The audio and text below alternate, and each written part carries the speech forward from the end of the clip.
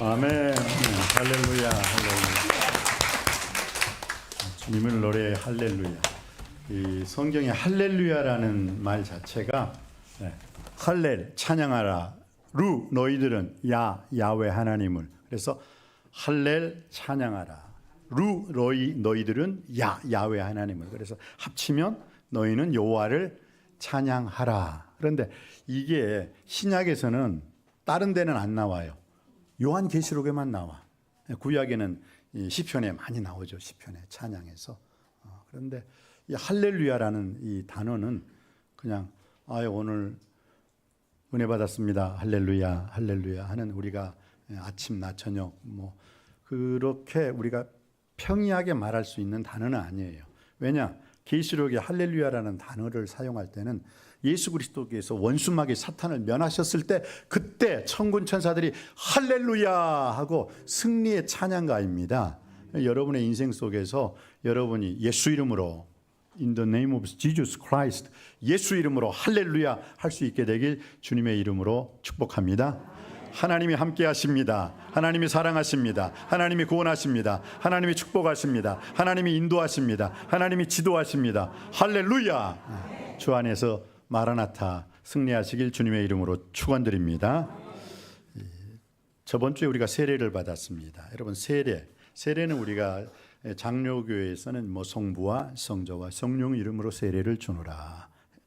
그렇지만 그 세례의 오리지널은 이제 예수 그리스도께서는 세례 요한에게 어떤 그런 물세례 이상으로 뭡니까? 완전히 침례였죠. 침례를 받으셨습니다.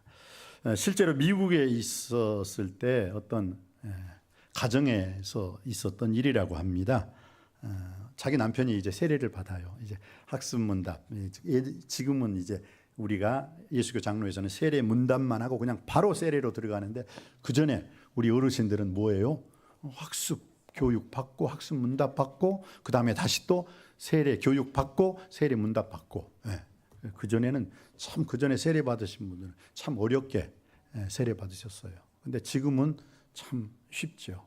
그냥 예수 그리스도 세례 교육 받고 세례 문답을 받는데 어떤 이제 남편이 세례를 받는데 아내가 이제 그때 침례를 이제 그쪽 침례 교니까 침례를 하잖아요. 근데 목사님한테 조용히 옆에 와가지고 남편이 세례를 받는데 이제 그 세례 그 수영장에서 세례를 좀 받았나 봐요. 그 수영장을 빌려가지고 근데 목사님한테 살짝 오더기만 자기 남편이 이제 그 침례 받을 차례가 되니까 목사님 좀 죽여주세요. 완전히 좀 죽여주세요. 그렇게 하는 거예요. 목사님께서 뭐 내가 잘못 들었나? 저 우리 남편 세례 받는데 좀 완전히 좀 물에 확 잡아가지고 정신 못 차리게 확실하게 그냥 나올 때는 좀 거듭난 새로운 죄인이 아니라 의인, 욱하는 성격이 아니라 욱하는 성격이 좀 빠진 그런 좀 세례 좀 줬으면 좋겠어요. 좀 세례를 통해 기질도 죽여주시고 성질도 좀 죽여주시고 욱하는 것도 좀 확 그냥 확 죽여주세요. 그래서 목사님이 좀 더 보통 사람 담글 때보다는 좀 더 담궜답니다. 참. 그러니까 그분이 그냥 밑에서 발버둥을 치는 거죠. 발버둥. 그리고 난 다음에 올라올 때 죽을 뻔했네. 근데 세례는 죽는 거예요. 그냥 죽는 거. 죽을 뻔한 게 아니라 세례를 받음으로 나는 죽고 예수로 살아나는 것이 세례인 줄 믿습니다. 그렇기 때문에 하나님께서는 사도 바울을 통해서 갈라디아서 2장 20절 말씀에 내가 그리스도와 함께 십자가에 못 박혔나니 그런즉 이제는 내가 산 것이 아니라 오직 내 안에 예수 그리스도께서 사신 것이라. 이제 내가 사는 것은 나를 사랑하사 나를 위하여 자기 목숨을 버리신 하나님의 아들을 믿는 믿음 안에서 사는 것이다. 그래요. 우리가 십자가를 왜 어떻게 질 수 있어요? 죽어야 돼요. 죽어야 돼요. 죽어야 십자가 지죠. 예수 그리스도께서 죽으셨어요. 그러니까 부활하셨지. 안 죽었는데 어떻게 부활하셔요? 죽어야 된다. 한번 말씀에 깊은 깨달음이 있기를 주님의 이름으로 축복합니다. 오늘 본문은 십자가 능력. 그리스도께서 만일 우리의 바라는 것이 이 세상의 삶뿐이라면, 예수 믿는 것이 이 세상에서 잘 먹고 잘 살기 위한 그 삶뿐이라면 모든 사람 가운데 우리가 더욱더 불쌍한 자이리라. 그러나 이제 그리스도께서 죽은 자 가운데서 다시 살아 잠자는 자들의 첫 열매가 되셨도다. 사람이 사망으로 말미암았으니 죽은 자의 부활도 사람으로 말미암도다. 아담 안에서 모든 사람이 죽은 것 같이 그리스도 예수 안에서는 모든 사람이 삶을 얻으리라 라고 말씀하고 있습니다. 오늘 본문 말씀은 십자가의 능력, 십자가의 권능, 권세가 어디서 나타나는가를 잘 말씀하고 있습니다. 실은 오늘 이 본문의 말씀하고요, 또 마가복음 15장 말씀하고 좀 매치를 시켜야 되는데 오늘 본문 말씀이 좀 더 중요하기 때문에 마가복음 15장 말씀은 지금 설교하면서 여러분이 들으시면 고맙겠습니다. 십자가의 능력, 여러분 그게 언제 나타날까요? 십자가의 권능.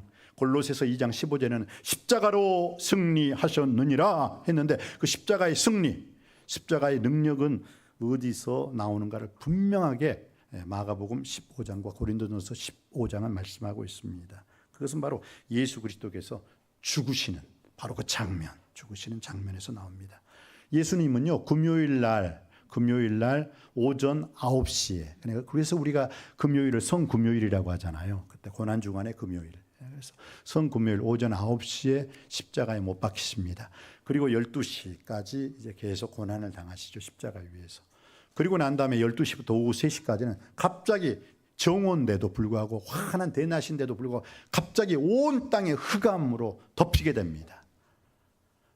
그랬을 때 이제 예수 그리스도께서 엘리 엘리 라마 사박다니, 아버지 어찌하여 나를 버리시나이까. 하나님이 예수님 버리신 것은 다른 이유가 아니에요. 다른 이유가 아니에요.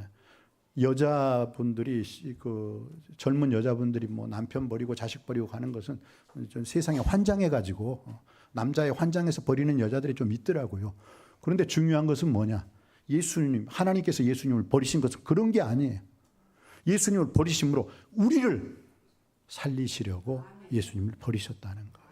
그랬을 때 예수님께서 그 십자가에서 아버지 엘리자 람마 사박다니, 나의 하나님 어찌하여 나를 버리셨나이까. 그건 예수님이 하나님의 뜻을 겟세마네 동산에서 알았어요. 아버지 내 뜻대로 마옵시고 아버지 뜻대로 되옵소서. 그래서 예수님이 내 뜻은 내가 살아나는 것이지만 아버지 뜻은 내가 죽음으로 온 세상 사람들을 구원하는 것이구나. 그걸 예수님이 아셨기 때문에 네 번째 예수 그리스도의 부르짖음, 그게 시편 22편 1절에 나와 있거든요. 그 말씀이 그대로 이루어진 거예요. 예수님께서 그날 하도 아파가지고 하나님께 컴플레인한 게 아니었어요.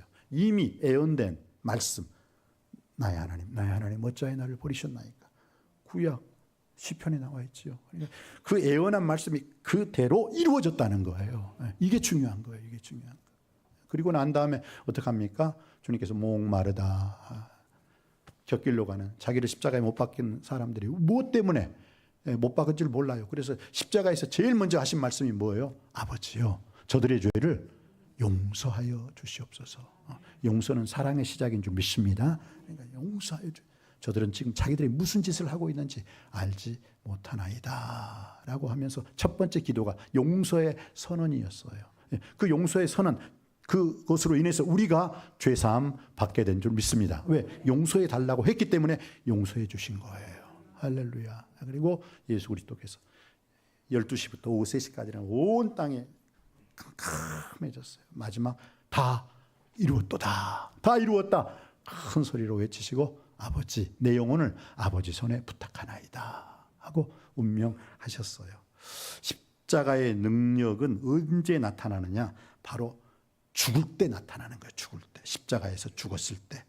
그렇기 때문에 예수 그리스도께서 마가복음 15장에 보면은요, 고린도전서 15장하고 생각해서 잘 읽어보시면요, 제9시 크게 소리 지르고 죽으십니다.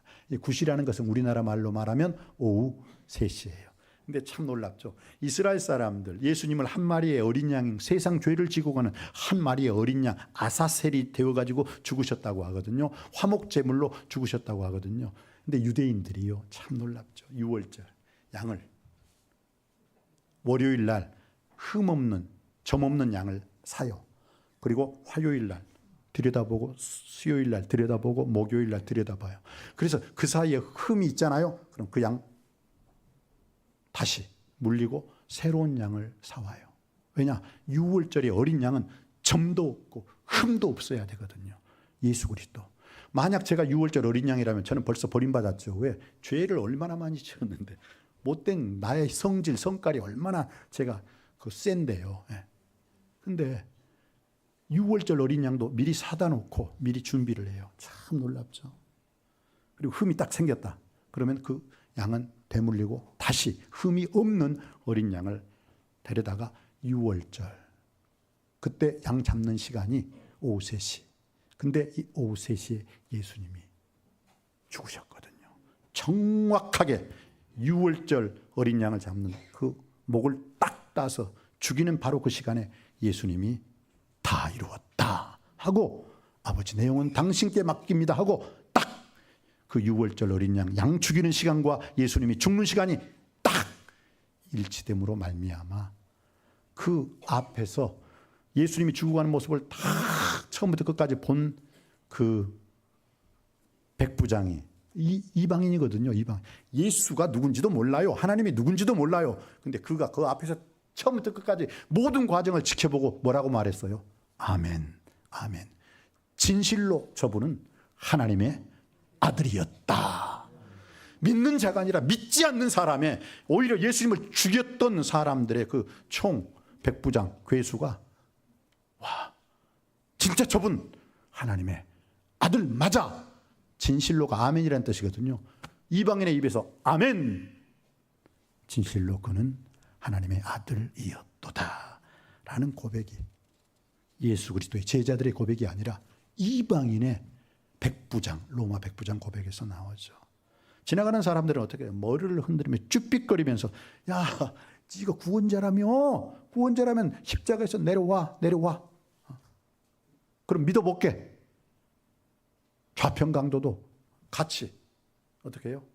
제일 처음에 우편강도, 좌편강도 둘이 요겠어요. 둘이. 그러다가 우편강도가 아니야, 이건 이런 짓을 해서는 안 되는 거지 하고 우편강도는 회개했어요. 회개. 근데 좌편강도는 계속 욕하고, 야, 너도 구원받고 나도 구원시켜야지, 네가 무슨 구원자냐 하고. 그래서 오히려 우편강도가 좌편강도를 나무라잖아요. 넌 죄인이니까 죄인으로 죽어야 마땅하지만 이분이 무슨 죄가 있냐? 이분은 죄가 없으셔. 그런데도 죽으시잖아, 나 같은 놈 때문에. 기가 막히죠. 그러면서 주여 당신의 나라 임하실 때 나를 기억하소서. 예수님이 기억해 주시고 예수님이 운명하시고 제일 먼저 그 친구 끌고 가신 줄 믿습니다. 그래요, 참 그래요. 그래서 예수 그리스도께서 참 끝까지 십자가 앞에서 잠잠하셨다고 했어요. 침묵하셨다고 했어요. 입술을 닫아버렸다고 했어요.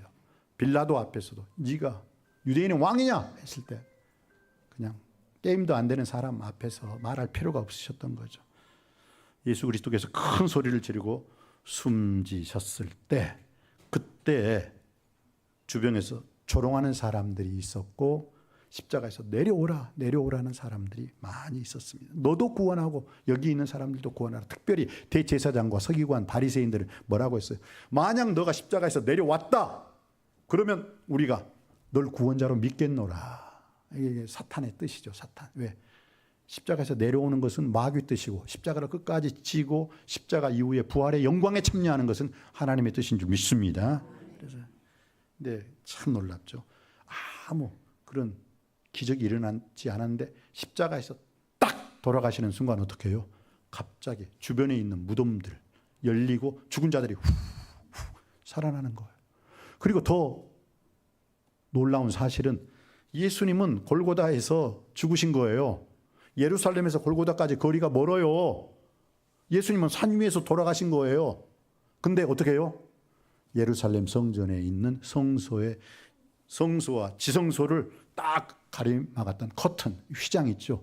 그러니까 성소에서 지성소로 들어가면 죽어요. 지성소는 대제사장이 1년에 딱 한 번 욤키프루 7월 10일 대속죄의 날만 자기도 그때 처음 들어갈 때는 자기도 제사를 드리고 속죄제를 드리고 가서 그 다음에 피를 속죄소 위에 시은 자 위에 뿌려요. 그리고 난 다음에 중보기도 하고 대제사장에 나오면 이스라엘 사람들이 밖에 있다가 와! 왜? 중보기도 하러 들어갔기 때문에 중보기도 하러 나오니까 뭐예요? 자기들의 모든 죄도 사함받았다고 기뻐서 그때 할렐루야 치는 거예요. 그때 할렐루야. 근데 대제사장이 안 나왔다.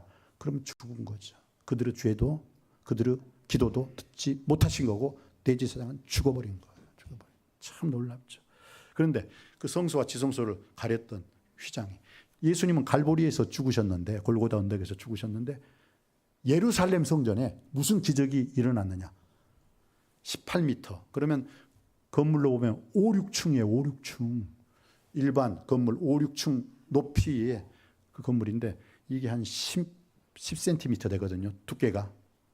그런데 그것이 밑에서부터 찢어진 게 아니라 위에서부터 찢어져요. 그건 누가 찢었냐? 인간은, 사람은 도저히 찢을 수가 없는 거예요. 누가? 하나님이 위에서부터 찢음으로 말미암아 그때부터는 성소, 지성소 간격이 무너지고 누구나 다 들어오게 된 줄 믿습니다. 그래서 지금 이 자리가 어떤 자리예요?